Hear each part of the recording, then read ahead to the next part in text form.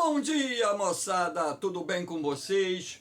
Aqui quem vos fala é o professor Eugênio Bastos, canal Geogênio, a serviço dos alunos que gostam de estudar e passar em concursos.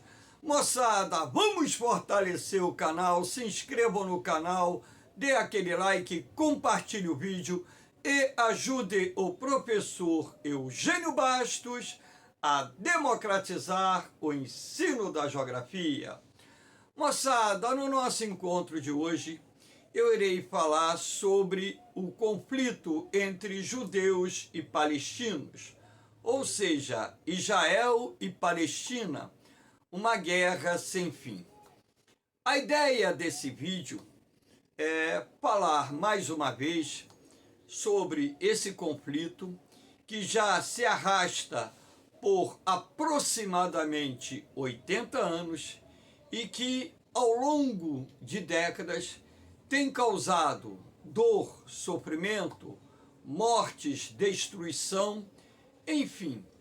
E agora, durante essa semana, o que nós tivemos foram a intensificação dos ataques por parte de Israel à faixa de Gaza e por parte da Jihad Islâmica a Israel.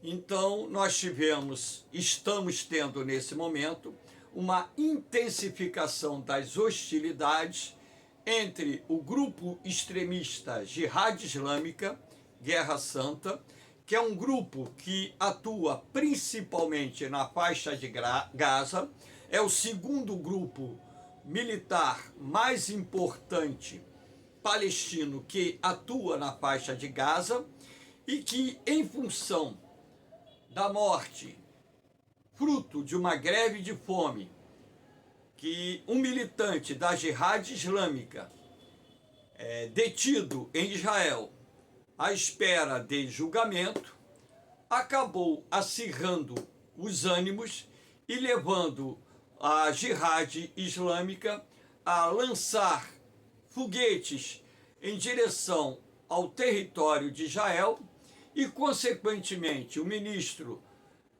Benjamin Netanyahu determinou que fossem feitas represálias, ataque em represálias, esse lançamento de foguetes no território israelense. Então, em função do aumento dessas hostilidades durante essa semana, lembrando que essa aula está sendo gravada hoje, dia 13 de maio, nós já tivemos algumas dezenas de mortos.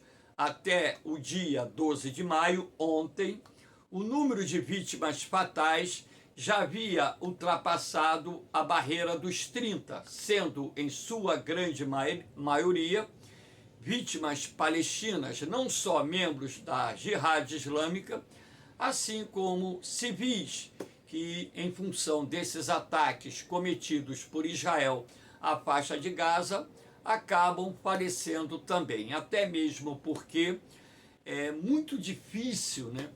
Mesmo que esses ataques de Israel procurem ser os mais cirúrgicos possíveis, é muito difícil evitar a morte de pessoas inocentes, até mesmo porque a estrutura militar do Jihad Islâmica, assim como do Hamas, se encontra em áreas civil densamente povoada. Então, muitas vezes, depósitos de armamentos, depósitos de mísseis, bombas e outros tipos de armas ficam estocados em áreas onde nós temos hospitais, escolas, creches, enfim.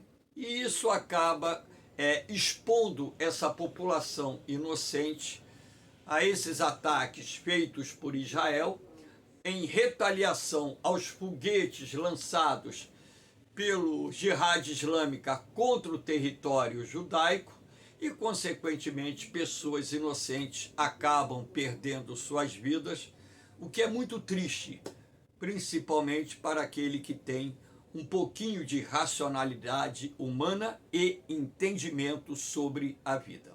Então, a ideia aqui já que houve, vamos dizer assim, um aumento das hostilidades entre palestinos e judeus, é falar um pouquinho da história sobre a formação do Estado de Israel e também os conflitos que se arrastam por décadas envolvendo judeus e palestinos. Lembrando que Israel e árabes já se envolveram em guerras inúmeras vezes e que, ao longo da história do Estado de Israel, o Estado moderno de Israel, esses conflitos têm causado muitas mortes, destruição, enfim. Então vamos aqui falar um pouquinho sobre a história desse conflito. Começamos com essa imagem dos punhos cerrados, representando a bandeira do Estado de Israel e a bandeira do Estado palestino, para que nós possamos iniciar essa análise, esperando que vocês gostem daquilo que for apresentado por mim. Havendo qualquer dúvida, deixe a sua pergunta na parte dos comentários, que eu terei o máximo prazer de responder. Eu só peço a vocês o seguinte, porque às vezes, existem pessoas radicais que assistem um vídeo postado, não só por mim, como por qualquer outra pessoa, e que de vez em quando fazem comentários que não tem nada a ver. Eu não sou judeu, eu não sou palestino, eu sou brasileiro, descendente de português, francês e holandês. Não tenho nada a ver com a causa palestina e muito menos com a causa judaica. Apenas estarei analisando, dentro dos fatos, aquilo que realmente constitui a verdade sobre não só a formação do Estado de Israel, assim como o conflito entre judeus e palestinos. Então espero que vocês entendam, e se você pensa diferentemente de mim, guarde o seu pensamento para você. Se você quer contribuir, de certa forma, trazendo informações que venham acrescentar esse vídeo, eu agradeço do fundo do meu coração. Mas espero que entendam que eu não tenho posicionamento a favor nem de Israel e muito menos da Palestina. Ou vice-versa, para não ficar mal com ninguém, tá bom? Então vamos lá. Aqui nós temos o movimento sionista, surge no final do século XIX. Qual foi o principal objetivo do movimento sionista? Então, o objetivo central desse movimento foi arrecadar fundos entre a comunidade judaica internacional para adquirir terras onde no passado existia Eretz Israel, que é o nome bíblico de Israel. Lembrando que o Estado de Israel deixou de existir no início da era cristã. Lembrando que já quando Jesus Cristo nasceu, o Estado de Israel estava ocupado pelos romanos. Então o povo judeu se encontrava sob o jugo dos romanos. Na década de 70, nos anos 70, no primeiro século da era cristã, houve uma revolta dos judeus contra a dominação romana. E o que aconteceu? Muitos judeus foram mortos, tantos outros foram presos, escravizados e levados para Roma como escravos, e outros fugiram, no que ficou conhecido como diáspora, a dispersão dos judeus. Apenas mais uma diáspora, porque no passado já tinha ocorrido uma outra diáspora. Então, o que nós estamos querendo fazer com que vocês entendam é que, durante quase 2000 anos, o povo de Israel, os judeus, viveram sem um Estado. Então, o objetivo central do movimento sionista era arrecadar fundos junto à comunidade judaica internacional para adquirir terras onde no passado existiu Eretz Israel, num movimento cujo objetivo central era recriar o Estado de Israel. Além de comprar terras, financiar e estimular a migração de judeus para Eretz Israel, e sendo assim, criar as bases necessárias para a recriação do Estado de Israel, ok? Lembrando que, durante a Segunda Guerra Mundial, cerca de 6 milhões de judeus foram assassinados por aquilo que ficou conhecido como Holocausto.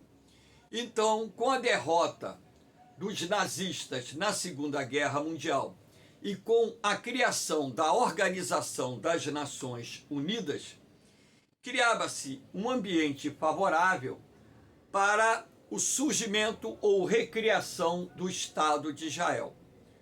Então, em 1947, a recém-criada Organização das Nações Unidas vai propor a criação de 2 estados, o Estado da Palestina e o Estado de Israel. Então aqui nós temos o mapa proposto pela ONU para a criação de 2 estados.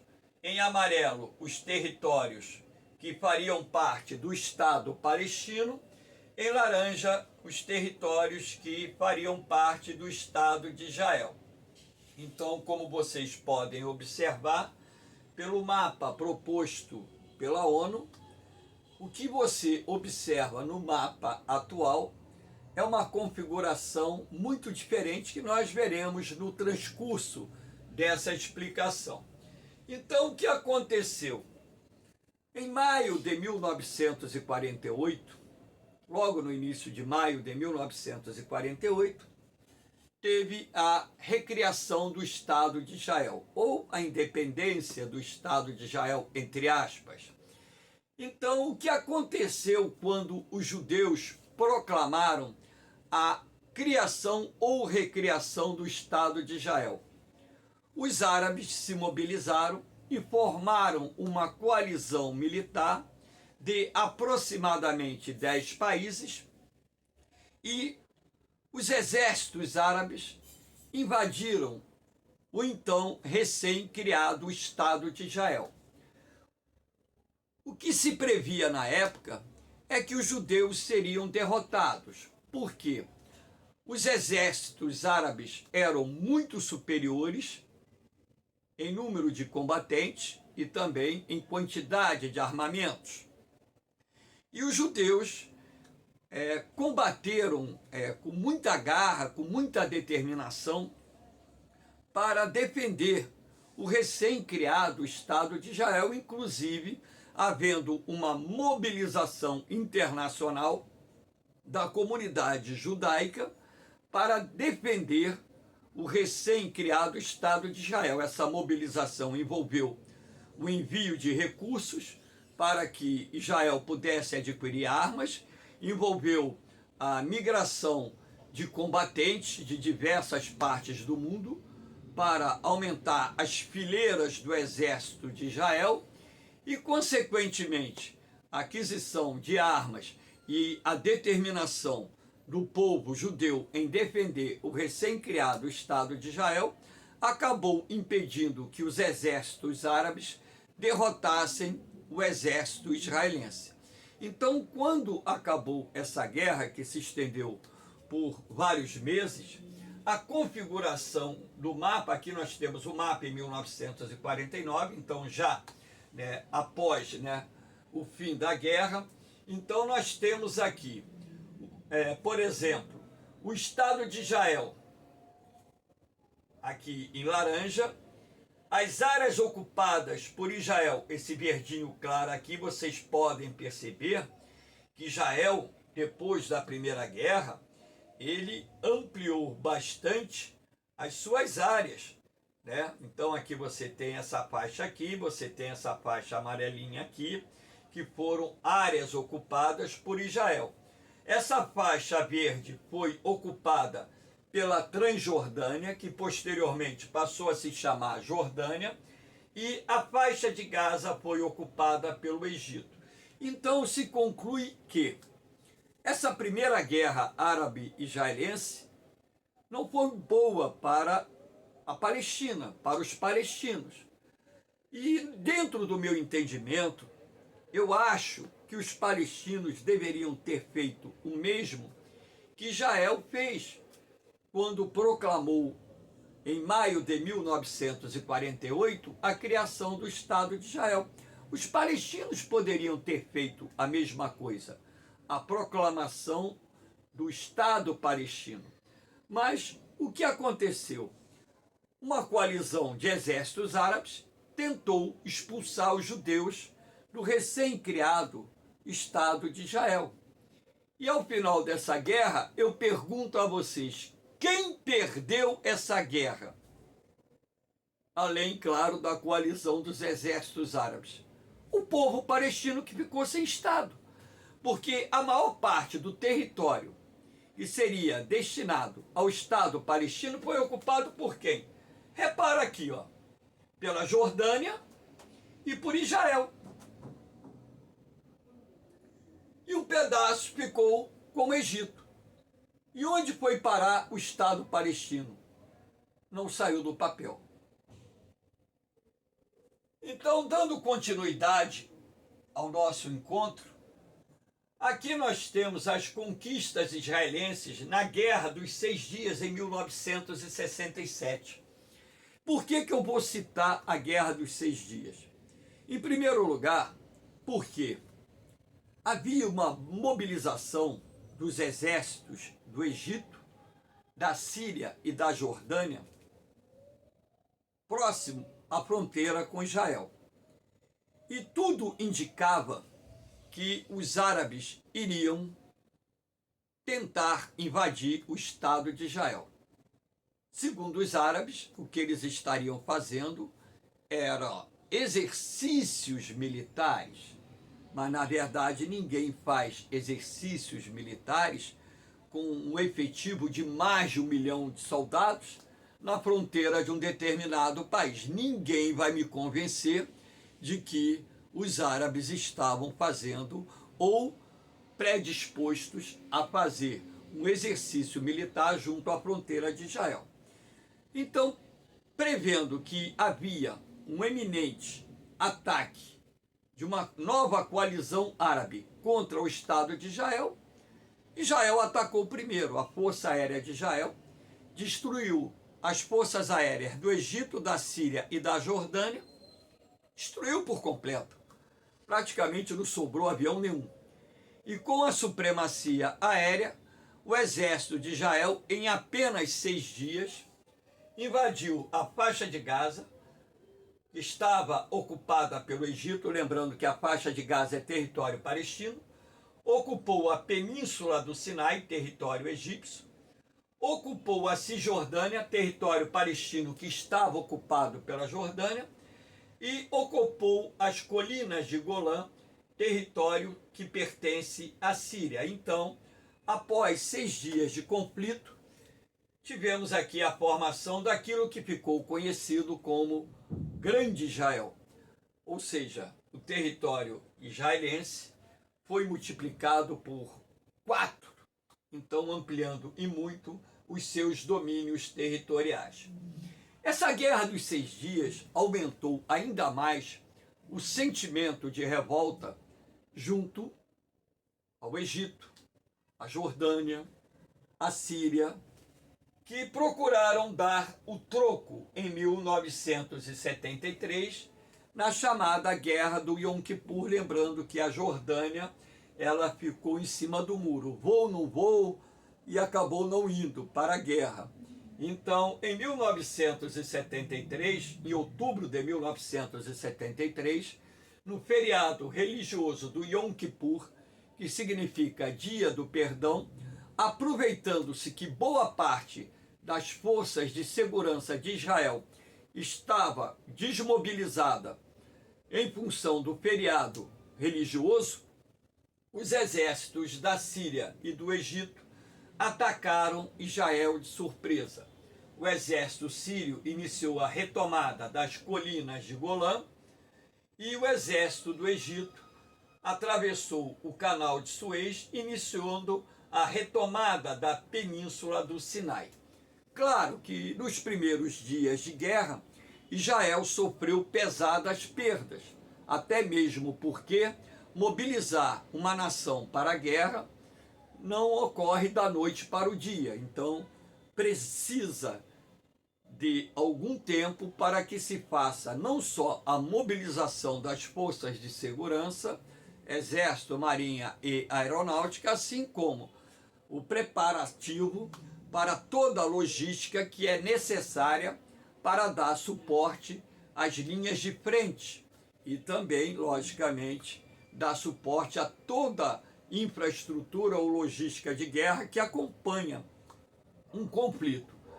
E Israel contou nessa guerra do Yom Kippur com a ajuda dos Estados Unidos, que forneceram armas, munições, equipamentos, peças de reposição, permitindo que Israel derrotasse em apenas 3 semanas os exércitos da Síria e do Egito.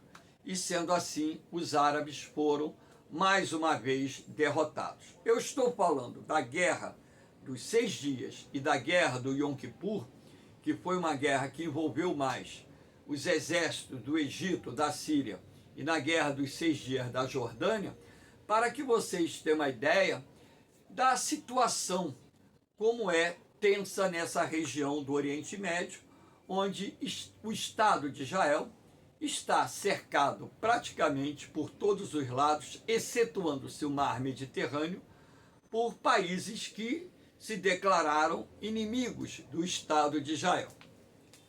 Então, aqui nós, dando continuidade ao nosso encontro, nós temos a OLP, a Organização para a Libertação da Palestina, e essa figura, Yasser Arafat, que liderou durante muito tempo a Organização para a Libertação da Palestina, inclusive com o seu braço armado, Al-Fatah, sendo responsável por inúmeros atentados terroristas contra Israel, não só no território de Israel, assim como nos territórios ocupados e também fora de Israel. Então, a OLP, Organização para a Libertação da Palestina, foi a principal organização que durante décadas lutou pela criação do Estado palestino, inclusive Yasser Arafat sendo considerado o inimigo número 1 do Estado de Israel no que diz respeito ao povo palestino. Aqui nós temos o Acordo de Oslo, 1993, inclusive, como estamos em 2023, nesse ano, está completando o Acordo de Oslo, que foi um acordo de paz firmado por Israel e Palestina. Então aqui nós temos a figura do presidente Bill Clinton, dos Estados Unidos, que foi um grande intermediário nesse acordo de paz. Do lado de cá, à esquerda, Isaac Rabin, primeiro-ministro de Israel, e do lado direito aqui, Yasser Arafat. Quando o acordo de Oslo foi assinado, acreditava-se que finalmente poderíamos ter uma luz no fim do túnel no que diz respeito ao fim desse conflito envolvendo judeus e palestinos, uma vez que Israel se propôs a devolver a faixa de Gaza para o controle palestino e remover os assentamentos judaicos da faixa de Gaza, isso de fato aconteceu, e também, progressivamente, devolver o controle da Cisjordânia à Palestina, mas ali se esbarrava no problema da remoção dos assentamentos judaicos na Cisjordânia, até mesmo porque lá na Cisjordânia vivem centenas de milhares de judeus em vários assentamentos e seria, de acordo com o primeiro-ministro de Israel, extremamente oneroso fazer essa remoção dos assentamentos sem ajuda financeira da comunidade internacional. Então, naquela época, por exemplo, se dizia que mais de 500 mil judeus viviam na Cisjordânia, como vivem até hoje. Então, seria um tanto mais complexo, né, fazer essa remoção dos assentamentos da Cisjordânia, até mesmo porque existem cidades sagradas dos judeus na Cisjordânia, o que tornaria um tanto mais complicado a devolução por completo dos territórios ao povo palestino ou ao recém-criado Estado da Palestina. Então, aí nós já tínhamos uma complexidade muito grande. Tempo após a assinatura desse acordo, e não foi muito tempo, Isaac Rabin foi assassinado por um extremista judeu, contrário a esse acordo de paz firmado com os palestinos. Inclusive, surgiu naquela época a Autoridade Nacional Palestina, que passou a comandar a Cisjordânia e a faixa de Gaza. E Israel prometia ir devolvendo progressivamente o controle dos territórios da Cisjordânia aos palestinos, desde que a recém-criada Autoridade Nacional Palestina se comprometesse a desarmar os grupos extremistas que pregavam e pregam até hoje a destruição do Estado de Israel. Como a recém-criada Autoridade Nacional Palestina não tinha força suficiente para desmobilizar os grupos armados, as organizações militares contrárias ao Estado de Israel e que pregam a destruição do Estado de Israel, o acordo de Oslo acabou não avançando. Então Israel, ele devolve a faixa de Gaza ao controle dos palestinos. Posteriormente, o Hamas assumiu a faixa de Gaza. Inclusive, houve um confronto entre o Hamas e a OLP. Como o Hamas tem muitos militares na faixa de Gaza, conseguiram assumir o governo da faixa de Gaza e até hoje a faixa de Gaza está sob a administração do Hamas, sediando também o Jihad Islâmica, que são dois grupos extremistas, os mais importantes que atuam na faixa de Gaza, que tem sido responsável pelo lançamento de foguetes em direção ao Estado de Israel. Então, esses grupos extremistas em si cometeram atentados terroristas, lançavam foguetes contra o Estado de Israel, e os judeus têm um princípio militar que se baseia no ditado: toda ação merece uma reação. Então, toda vez que o Estado de Israel é afrontado, é atacado por grupos extremistas palestinos, pode ter certeza que vai haver uma retaliação, como já aconteceu inúmeras vezes e está acontecendo nesse exato momento, quando então a Força Aérea de Israel tem atacado inúmeros alvos do Jihad Islâmica na faixa de Gaza. Enfim.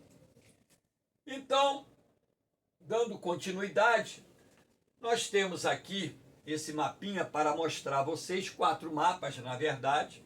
Aqui em 1946, né, esses pontos mais clarinhos aqui, áreas onde se concentrava a população judaica antes da criação do Estado da Palestina e antes, logicamente, da proposta da ONU feita em 1947 de criar 2 estados, Israel e a Palestina. Aqui nós temos o mapinha da proposta da ONU, aqui, Nações Unidas, plano de 1947, a partilha dos territórios para a criação de 2 estados, Israel e Palestina. Aqui nós temos, né, a configuração entre 1949 e 1967, você percebe que os palestinos perderam uma parte considerável do território. Isso se deve à guerra de 1948, aqui ainda não havia ocorrido a Guerra dos 6 Dias.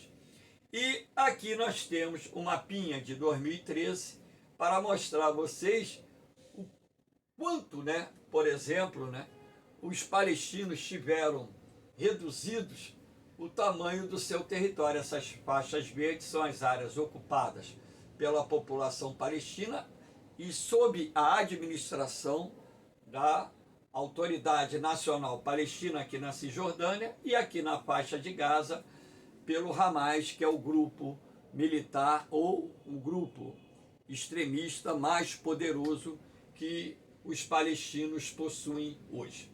Então, na verdade, esse acordo de Oslo acabou não sendo cumprido na sua integridade em função de obstáculos encontrados, como o fato da Autoridade Nacional Palestina não ter conseguido desmobilizar os grupos extremistas palestinos, desarmar, e também pelo fato desses grupos extremistas atacarem Israel, lançando foguetes contra o território judaico e também cometendo atentados terroristas contra os judeus. Então, dentro daquele princípio, toda ação merece uma reação. Israel promove retaliação e isso acaba causando maior tensão, reproduzindo destruição, mortes e impedindo que essas feridas se cicatrizem e o ódio permaneça enrustido ou encravado no seio de parte da população palestina, assim como também parte da população de Israel, os judeus. Aqui nós temos os grupos, vou citar apenas os mais importantes grupos palestinos. Aqui é o Hamas, que significa, na verdade, resistência islâmica, que é a tradução de Hamas, que é um grupo militar muito forte que exerce o controle na faixa de Gaza. Aqui é o Jihad Islâmica, também baseado na faixa de Gaza, porém com efetivo militar menor do que o Hamas, mas também com poder bastante significativo. Jihad Islâmica significa Guerra Santa, que é uma tradução equivocada do Corão, o livro sagrado dos muçulmanos, porque os extremistas árabes, eles querem fazer a conversão dos não muçulmanos através da força e utilizam erroneamente essa questão da jihad islâmica para alcançar o seu objetivo. Jihad significa uma guerra que a pessoa trava dentro dela mesma para poder se tornar uma pessoa mais justa, uma pessoa, portanto, que vai se livrar dos pecados, das tentações, tornando-se uma pessoa mais justa. Jihad é uma guerra interna que cada muçulmano trava dentro de si para que se possa ser transformado numa pessoa mais justa, e não uma guerra para converter os infiéis à religião islâmica do profeta Maomé. Então está totalmente equivocada essa colocação da Jihad, Guerra Santa. Aqui nós temos a Al-Fatah, que é o braço armado da Organização para a Libertação da Palestina, depois da morte do Yasser Arafat. A OLP perdeu importância, quer dizer, hoje já não é um grupo palestino tão poderoso, e a OLP tem o seu braço armado, a Al-Fatah. E aqui nós temos também as Brigadas dos Mártires de Al-Aqsa, que é a mesquita que existe na cidade de Jerusalém, considerada pelos muçulmanos um dos locais sagrados do Islã. Assim como Meca, Medina, na Arábia Saudita, são consideradas locais sagrados pelos muçulmanos, Aqui onde nós temos, em Jerusalém, a mesquita de Al-Aqsa, ou Al-Aqsa, como queira se falar, então é uma área também considerada sagrada. Agora um detalhe, essa mesquita foi construída em cima de ruínas de um local sagrado dos judeus, então é algo um tanto quanto complicado essa questão. Então esses grupos em si são os 4 grupos que atuam em territórios palestinos mais importantes. Agora, que fique bem claro na cabeça de vocês que existem tantos outros grupos atuando ali dentro, tá bom? Esses são os mais importantes. Aqui nós temos os obstáculos à paz. Então, peguei aqui essa área de Jerusalém para que vocês tenham uma ideia. Jerusalém é uma cidade sagrada. Então, em 1947, quando a ONU propôs a partilha do território para a criação de 2 estados, Israel e Palestina, ficou em pendência a questão da cidade de Jerusalém, considerada pelos judeus a sua capital histórica, uma cidade sagrada também. Lembrando que lá você tem o Monte do Templo, você tem o Muro das Lamentações e tantos outros locais sagrados. Assim como Jerusalém também é considerada pelos palestinos a capital do Estado da Palestina. Então, o que a ONU propôs em 1947? Que a cidade de Jerusalém tivesse um status internacional, ficasse sob jurisdição da ONU. Essa proposta da ONU foi recusada pelos palestinos, foi recusada pelos judeus. Aí nós temos um problema sério, porque entra a questão religiosa dentro desse contexto. Não é só territorial, mas principalmente religiosa. Agora, um detalhe é que Jerusalém, na verdade, né, ela tem aqui os bairros ocupados pelos cristãos, aqui amarelinho, em azul, a área ocupada pelos muçulmanos, os bairros muçulmanos,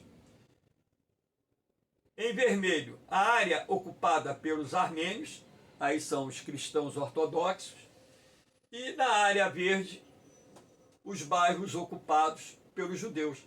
Então repare que aqui nessa área tem a mesquita de Al-Aqsa. Aqui tem o Muro das Lamentações. A mesquita de Al-Aqsa está aqui. Aqui tem um dos locais sagrados dos judeus, o Domo da Rocha, que é um outro local sagrado, né? Aqui tem o local sagrado dos católicos, Basílica do Santo Sepulcro. Aqui nós temos o Monte do Templo, Haram al-Sharif. Então, olha como é complicado essa questão. E aqui nós temos a Igreja de Santiago, né, que é um local sagrado para os armênios. Então, na verdade, quando a ONU propôs que Jerusalém tivesse um status internacional, se pensou também nessa questão da religiosidade, que envolve não só a fé judaica e a fé islâmica, mas também a fé cristã. Israel se nega a negociar a soberania de Jerusalém, que fique bem claro isso, tá?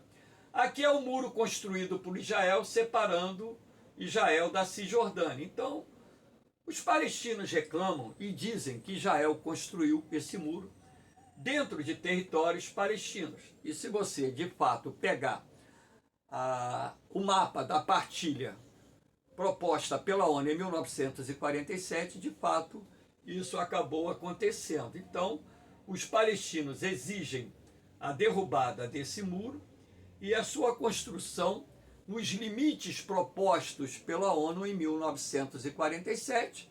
Israel se nega a fazer isso. Esse muro foi construído para proteger os judeus dos ataques terroristas, dando maior segurança às forças policiais de Israel que combatem o terrorismo na região. É um muro alto, aqui tem uma via, não sei se será possível vocês perceberem, no entorno, né, contornando todo o muro, tem uma via onde carros, né, militares, veículos militares circulam, de pontos e pontos, né, tem postos de controle, porque nós sabemos que há o trânsito de palestinos também para o Estado de Israel, muitos palestinos trabalham em Israel, então tem aqueles postos de controle que verificam a documentação daqueles palestinos que têm autorização de trabalharem no Estado de Israel. Aqui nós temos o lançamento de foguetes contra Israel. Esses foguetes são lançados principalmente lá da faixa de Gaza, pelo Hamas e pelo Jihad Islâmico. Aqui nós temos o ponto exato em que foguetes estão sendo lançados da cidade de Gaza contra Israel e, consequentemente, Israel desenvolveu um escudo de proteção, o domo de ferro, né? Que é um escudo antimíssil muito eficiente, que consegue praticamente derrubar todos esses foguetes que são lançados pelos palestinos contra o Estado de Israel. Essa semana, por exemplo, a Jihad Islâmica já lançou mais de 1.000 foguetes contra o Estado de Israel. Um desses foguetes caiu em Tel Aviv, o domo de ferro não conseguiu abater e matou um judeu em seu apartamento. Mas toda vez que os palestinos fazem o lançamento de foguete contra o Estado de Israel, aquilo que eu disse, toda ação merece uma reação. A Força Aérea de Israel ataca áreas dessas organizações extremistas que fazem parte do Hamas e do Jihad Islâmica, procurando atingir depósitos de armas, centros de fabricação de armas, campos de treinamento desses extremistas, assim como também, logicamente, procura atingir lideranças dessas organizações.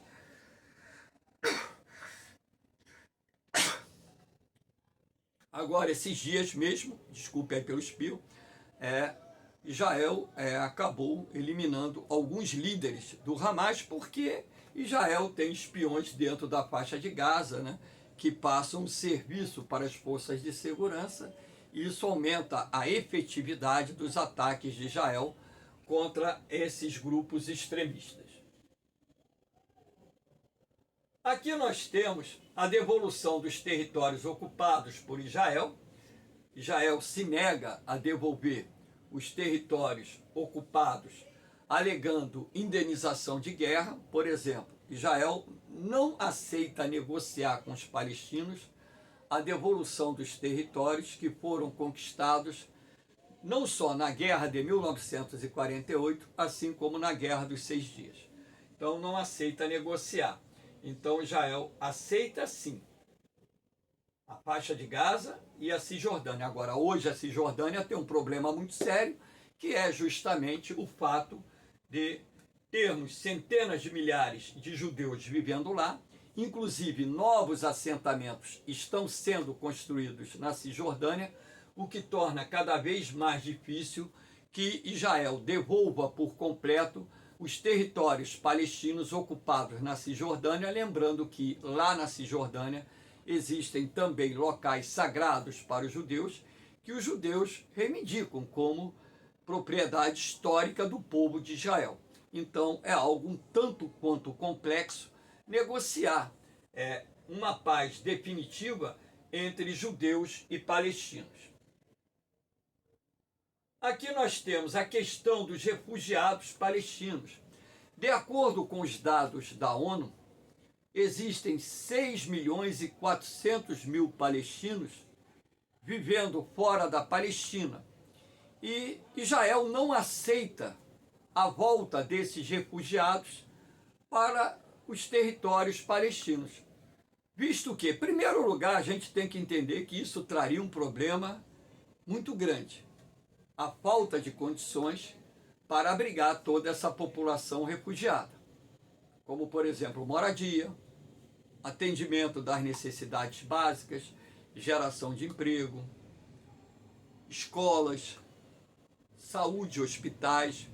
Então não teria como. E segundo, a questão da segurança do território de Israel, que eu acho que esse é o obstáculo maior que dentro do pensamento os militares judaicos impede que o governo de Israel aceite o retorno dos refugiados que vivem espalhados em vários países, inclusive no Egito, inclusive no Líbano. O Líbano tem um grande número de refugiados palestinos, a Síria e tantos outros países ali do Oriente Médio, onde esse pessoal é abrigado. Então há um problema muito sério a ser resolvido dentro desse contexto.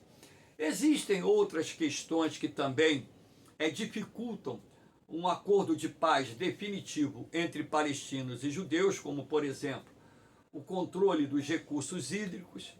Israel não quer dar acesso a esse controle aos palestinos, garantindo o fornecimento de água à faixa de Gaza e à Cisjordânia. Isso é um problema sério, né?